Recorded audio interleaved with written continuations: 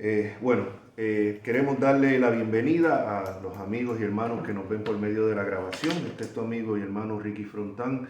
Y hoy vamos a continuar con la conclusión de lo que fue el mensaje, el tema que comenzamos hace unos meses atrás, de cuál es la verdadera iglesia. ¿Cuál es la verdadera iglesia? Algunos dicen es la Iglesia Católica Romana, otros que es protestante. Bíblicamente vamos a ver cuál es la verdadera iglesia de Cristo y quiénes son los que la componen. Vamos a empezar con Mateo. Este es el último video. Hay una serie de videos anterior a este, los cuales les animo a que los busquen aquí en el canal de Ricky Frontán con los diferentes temas. Creo que son ya 3 videos anteriores a este, 3 o 4. Este es el último de la serie. ¿Cuál es la verdadera iglesia? Es el tema. Y vamos a arrancar desde Mateo capítulo 16, versículo 18, donde dice el Señor, nuestro Señor Jesucristo: y yo también te digo que tú eres Pedro.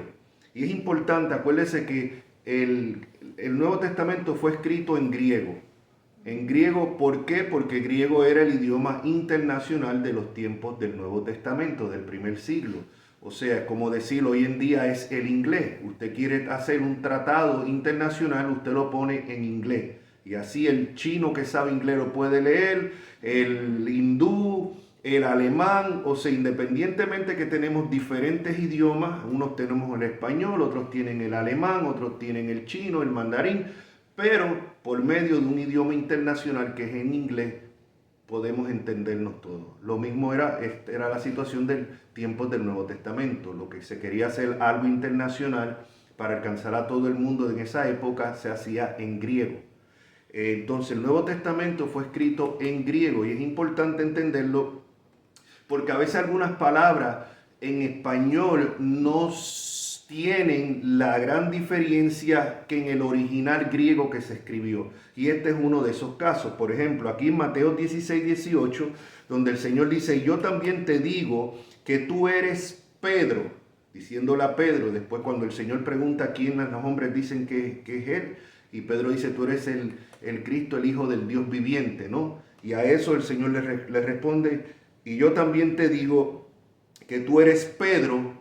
Pedro, en el original griego que se escribió, la palabra que se usa es Petros, piedrecilla. Aquí el Señor le está diciendo: y yo también te digo que tú eres piedrecilla. Y dice: y sobre esta roca, Petra, roca grande, edificaré mi iglesia. Y las puertas del Hades no prevalecerán contra ella.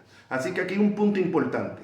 No es sobre piedrecita, Pedro, que se edifica la iglesia como enseñan y creen los amigos católicos romanos, sino es sobre la roca, sobre Petra, que el Señor dice que va a edificar. Claro, en español no se nota la diferencia, pero los que saben griego y ven en el original griego sí se nota la gran diferencia. Entonces lo que el Señor está diciendo: y yo también te digo que tú eres Pedro, Petros, o sea, piedrecilla, y sobre estas rocas, sobre estas peñas, sobre estas rocas gigantes, edificaré mi iglesia. Y esa roca es Cristo. Desde el Antiguo Testamento vemos que la roca es Jehová, que la roca es Dios. El mismo, eso lo vimos en unas semanas atrás en el video en que hablamos sobre quién era edificada la iglesia, donde el mismo Pedro reconoce que la roca es Cristo y no es él. O sea, la piedra angular es Cristo. Entonces esto es importante entenderlo. Vemos entonces, y él dice: y edificaré mi iglesia, la iglesia de Cristo.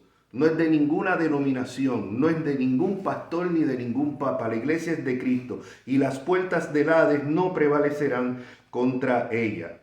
La verdadera iglesia, como el tema es cuál es la verdadera iglesia se funda sobre el fundamento es Cristo. La verdadera iglesia nace en Jerusalén. Lo vimos en unos videos anteriores. En Lucas 24, 47 dice, el Señor dice que se predicase en su nombre el arrepentimiento y el perdón de pecados en todas las naciones, comenzando desde Jerusalén. ¿De dónde se comienza? ¿Dónde comienza la iglesia? No es en Roma, no es en Alemania en el siglo XVI, es en Jerusalén en el primer siglo. Y es importante un puntito aquí, sin salirme del tema, que fíjate que dice comenzando desde Jerusalén. ¿Dónde fue que desecharon a Jesús y lo crucificaron? En Jerusalén. Sin embargo, y vemos aquí el amor de nuestro Señor Jesucristo, que Él no dice, bueno, ya que esta gente fueron los que me desecharon y me crucificaron, comiencen por otro lado que no sea Jerusalén. No, sino comiencen por Jerusalén, dándonos ejemplo a nosotros de lo que es el verdadero amor de Dios. O sea, comiencen por Jerusalén, los mismos que lo desecharon, lo despreciaron y lo crucificaron. En Hechos capítulo 1, versículo 4 dice, y estando juntos, les mandó que no se fueran de Jerusalén, sino que esperasen a la promesa del Padre, la cual oísteis de mí. Esto fue antes de ser ascendido a los cielos, las instrucciones que el Señor le da a sus discípulos. En Hechos capítulo 2 deja claro que es en Jerusalén donde desciende el Espíritu Santo, la promesa del Padre, sobre los discípulos. Pedro da su primer sermón en Jerusalén y la iglesia nace en Jerusalén. El primer concilio que vemos es en Jerusalén. El primer concilio de la iglesia es en Jerusalén y eso lo vemos en Hechos 15. Así que la iglesia nace en Jerusalén. No nace en Roma, no nace en Alemania en el siglo XVI con los protestantes. No, la iglesia de Cristo nace en Jerusalén. Un brevísimo recuento de los videos que hemos hecho hasta ahora sobre este tema. Vimos en el primer video que grabamos como introducción, que una enseñanza o la antigüedad de una enseñanza o de una congregación o de una iglesia no determina que sea genuina. Por ejemplo, vimos en Hechos 20 que el mismo apóstol Pablo le advierte a los ancianos, a los líderes de la iglesia de Éfeso, que iban a venir falsas enseñanzas, que iban a entrar dentro de la iglesia. Él está hablando de una iglesia genuina en Éfeso. Y él les advierte de que iban a entrar falsas enseñanzas. Y va más aún, dice, de ustedes mismos se van a levantar hombres que no van a perdonar el rebaño de Dios. Quiere decir que sea la iglesia de Roma o la iglesia de cualquier lado, simplemente por su antigüedad, no puede decir que hoy en día ellos tienen la sana doctrina, porque el mismo apóstol advierte por medio del Espíritu Santo que en iglesias genuinas iban a colarse falsos maestros y aún de esos mismos líderes genuinos se iban a levantar falsos maestros con falsa doctrina que iban a arrastrar a muchos al rebaño tras ellos.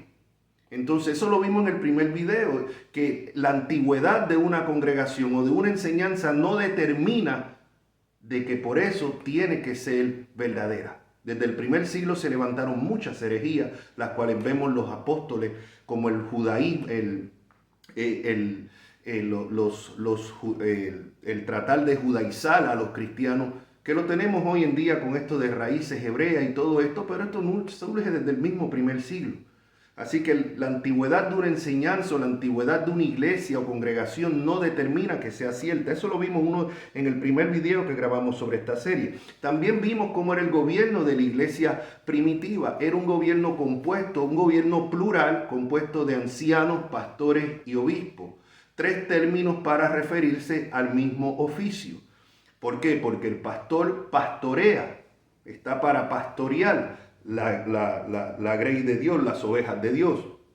El término anciano era lo que se utilizaba en la sinagoga, que eran los gobernantes de la sinagoga. Acuérdense que la iglesia nace en Jerusalén. La iglesia está compuesta primeramente de judíos. Y entonces ellos siguieron el patrón de lo que era la sinagoga, donde estaba compuesta por unos líderes, por unos ancianos, y a la misma vez había una exposición de la escritura. Por eso es que ese es el patrón que sigue la iglesia primitiva. Obispo significa los que supervisan. Entonces vemos que el trabajo de los líderes era pastorear, era gobernar y era supervisar. 3 términos para referirse al mismo oficio. Eso lo vemos en lo que se llaman las epístolas pastorales, primera, segunda de Timoteo y Tito. Entonces la iglesia primitiva no estaba gobernada por un solo pastor, no estaba gobernada por un obispo de Roma o un papa, no estaba gobernada por una denominación, sino que cada congregación estaba gobernada por un gobierno plural de ancianos, pastores, obispos. Términos diferentes, el mismo oficio. Es importante entenderlo. Como era. Esto no cambia hasta el segundo siglo. En el segundo siglo, como cuando la iglesia empieza a ser más influenciada por el gobierno romano, entonces que empieza a caer en lo que es la jerarquía. Pero la iglesia que funda a Cristo, la iglesia del primer siglo, no era una iglesia por jerarquía. Después del segundo siglo, entonces los obispos se empiezan a poner por encima de los pastores y ancianos. Y los pastores por encima de los ancianos y así. Algo que no vamos a ver en la iglesia primitiva es que hubieran sacerdotes, ni curas como le llamamos hoy en día, y mucho menos un papa. No existía, no va a haber nada en el Nuevo Testamento, no va a haber nada en las epístolas pastorales hablando de los requisitos para ser sacerdote o los requisitos del papa. No existe. Estas son cosas que se inventan después, pero que no existen en la iglesia primitiva, en la iglesia verdadera que nace en Jerusalén. Cada congregación, importante, cada congregación se gobernaba a sí misma por un gobierno plural de ancianos, como acabamos de explicar, compuesto de ancianos, obispos y pastores. Eso lo vemos en Hechos capítulo 1, 1 y 2 de Timoteo y Tito. Por eso Pablo y Pedro en sus epístolas y el mismo Jesús en Apocalipsis le escribe a cada congregación individuales y no a una sede en Roma o en Jerusalén. A veces los amigos católicos romanos nos dicen, no, es que ustedes, en la iglesia de ustedes tienen un montón de cabezas porque nosotros tenemos nuestra cabeza que está en Roma, que es el Papa. A ver, en la iglesia primitiva la única cabeza es Cristo. Y decir que el Papa es la cabeza de la iglesia lo convierte en un anticristo porque está tomando el lugar que solamente pertenece a Cristo. Y eso hay que ser claro, y esto no lo digo para ofender ni para insultar, sino que es una realidad. La única cabeza que la Biblia establece de la iglesia es Cristo. La única roca es Cristo. Más nadie, no es ningún ser humano.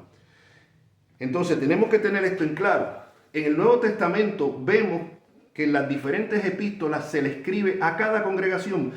Pablo le escribe a los Corintios, le escribe a la congregación de Roma, le escribe a la congregación de los Efesios, a la congregación de Tesalónica, y a cada una le expone, los exhorta, les anima, los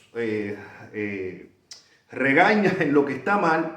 A los Gálatas, a la iglesia de la Galacia, o sea, individual. No vemos que él le escriba a un obispo en Roma o en Jerusalén para que se encargue, no, sino que a cada congregación. También lo vemos en las 7 iglesias del Apocalipsis. En las 7 iglesias del Apocalipsis vemos que Jesús le escribe a cada iglesia, a la iglesia de Esmirna, a la iglesia de la Odisea, a cada una. Y le escribe al ángel de la iglesia, o sea, a los líderes de cada congregación. ¿Por qué? Porque, y al igual que hoy en día, cada congregación es responsable delante de Dios. La verdadera iglesia de Cristo está compuesta, como vamos a ver, de individuos, que esos individuos componen cada congregación local, y cada congregación local es parte del cuerpo de Cristo y de la verdadera iglesia de Cristo. La iglesia de Cristo no tiene su sede en Roma, no tiene su sede en Jerusalén, no tiene su sede en Alemania. No, la iglesia de Cristo es universal. En ese sentido sí es católica. Como vamos a ver, o sea, la iglesia de Cristo es católica apostólica. Nosotros todos somos católicos apostólicos porque pertenecemos a la iglesia universal y somos apostólicos porque seguimos la enseñanza de los apóstoles. Lo que no somos es romanos porque no seguimos la enseñanza de Roma. Entonces eso es importante tenerlo en claro. Y aclaro, a los que nos están viendo por video, esto no se trata de protestantes contra católicos. Aquí yo no estoy defendiendo la postura protestante ni atacando directamente la romana. Aquí estamos hablando de cuál es la verdadera iglesia de Cristo de acuerdo a la Escritura. Y como vamos a ver, no es ni católica romana y no es necesariamente protestante, como vamos a ver.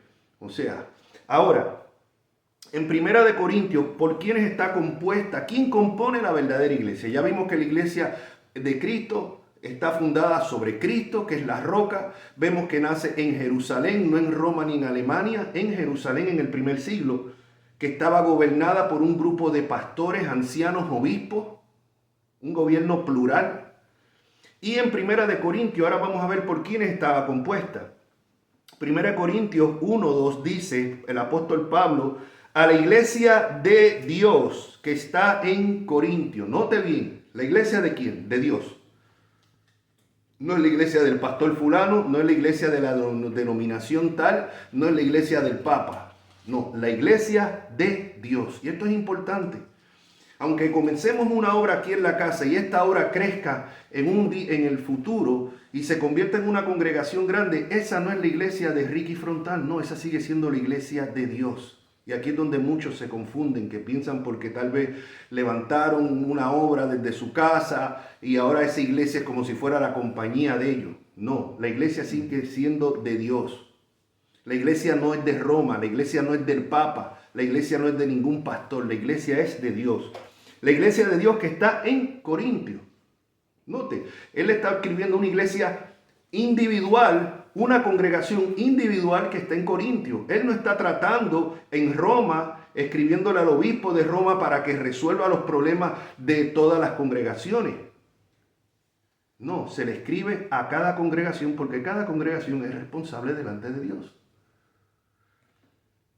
A la iglesia de Dios que está en Corintio, a los santificados. Santificados significa los apartados. ¿Por qué? Porque toda persona que pone su fe en Cristo, que nace de nuevo, viene a ser un santo, un apartado. ¿Por qué? Porque la Biblia enseña que por cuanto todos han pecado, todos están destituidos de la gloria de Dios. El Salmo 7 dice que Dios es juez justo y Dios está airado contra el impío todos los días. En el momento en que una persona reconoce que es pecador, viene a Cristo en arrepentimiento y fe, naciendo de nuevo, esa persona es apartada. Por eso en Cristo todos los que componen la iglesia de Cristo son santos. Es la palabra que se utiliza en el Nuevo Testamento para referirse a los cristianos, los santos.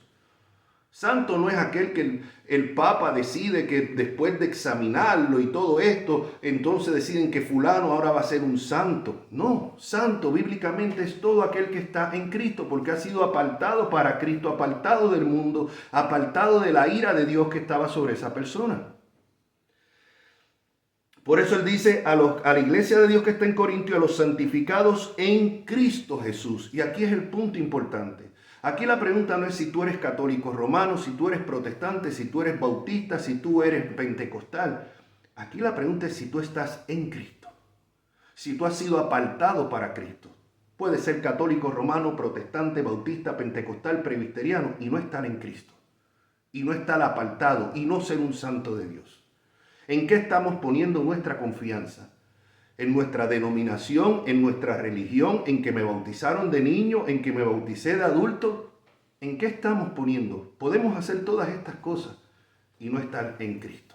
Por eso es que este estudio yo no lo estoy haciendo a nivel de un debate contra los amigos católicos, sino como una exhortación de que nos aseguremos que pertenecemos a la verdadera iglesia de Cristo, que está, como vamos a ver, compuesta de todos los que han nacido de nuevo, de todos los que han llorado por su pecado, de todos los que reconocen que no se pueden salvar por sus buenas obras, sino solamente por la fe en Cristo. Entonces dice, a todos los santificados en Cristo Jesús, llamados a ser santos. Somos santos en posición, pero estamos llamados a ser santos en la práctica.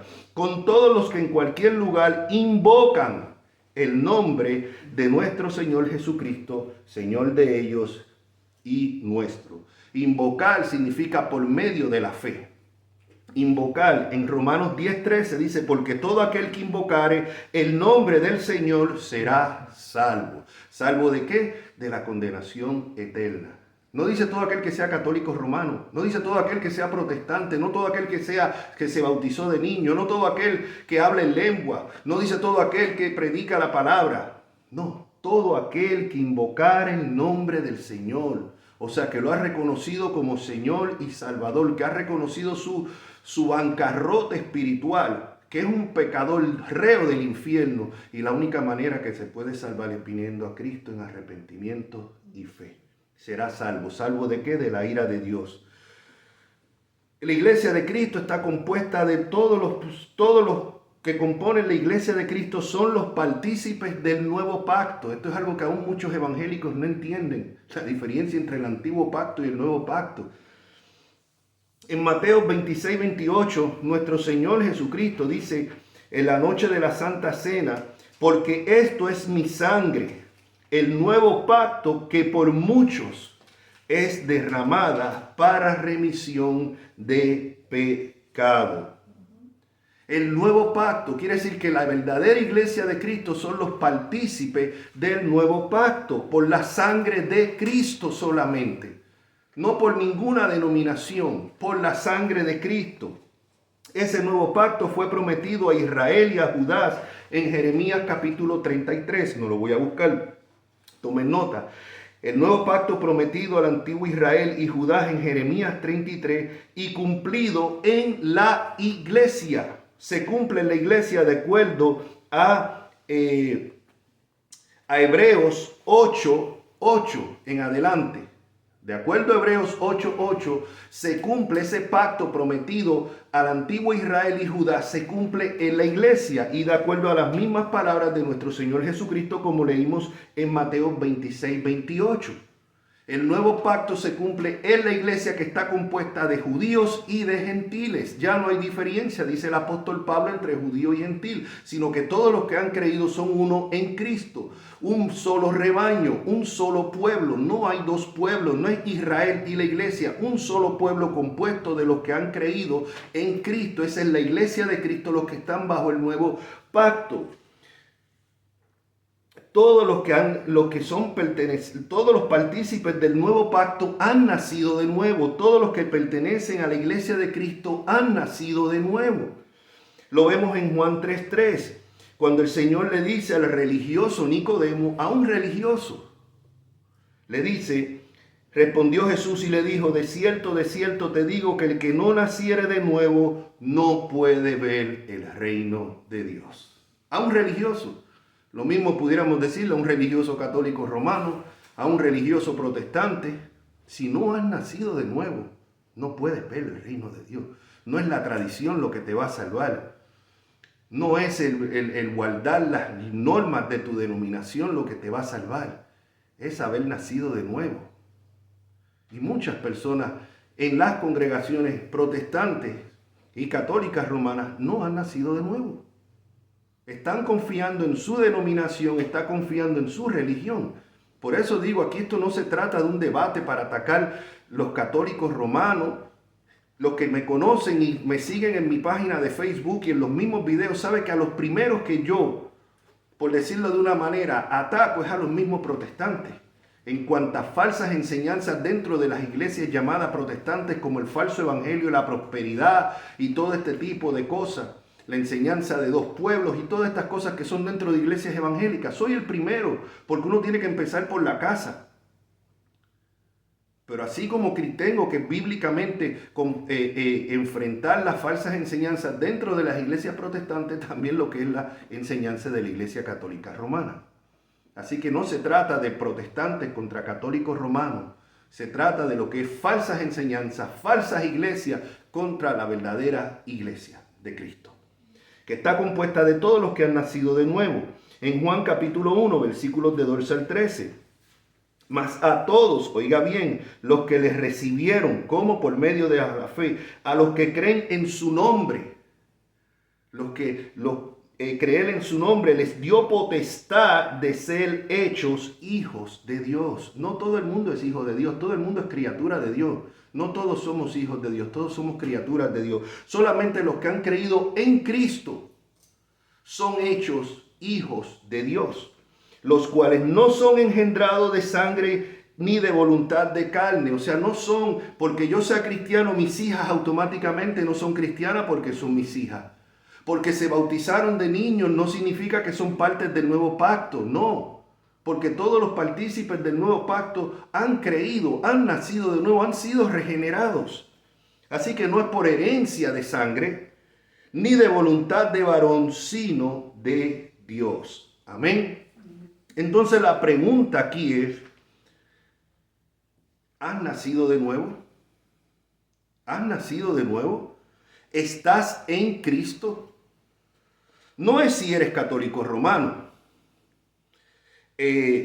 No es si eres católico romano o protestante, bautista, pentecostal o presbiteriano. Esa no es la pregunta. La pregunta es estar en Cristo. Puede ser pertenecer a todas estas denominaciones y religiones y no estar en Cristo. El mismo Señor nos advierte que no todo el que le llame Señor, Señor entrará al reino de los cielos y que muchos se llevarán una amarga sorpresa el día del juicio. Eso lo vemos en Mateo 7, 21 al 23, donde él dice claramente, no todo el que me dice Señor, Señor entrará al reino de los cielos, sino el que hace la voluntad de mi Padre que está en los cielos. No la voluntad del obispo de Roma, no la voluntad del Papa, no la voluntad del pastor tal, no la voluntad de la denominación tal, sino la voluntad del Padre que está en los cielos. Deja claramente, y dice que muchos en aquel día le van a decir, pero Señor, Señor, en tu nombre hice milagros, en tu nombre hice tal cosa. Y él les va a decir, apartaos de mí, hacedores de maldad, nunca os conocí. No importa, te bautizaron cuando niño, no importa que predicaste la palabra, no importa que eres el obispo de Roma, no importa seas quien sea, lo que tanto tú creas que el Señor te usó. Leí el comentario de un hombre de Dios en estos días que me impresionó mucho porque él habla acerca de cuando los discípulos vinieron donde Jesús contentos y le dijeron hasta los demonios se atan, o sea, hasta los demonios nos obedecen. ¡Wow! Y el Señor les dice, no se alegren de eso.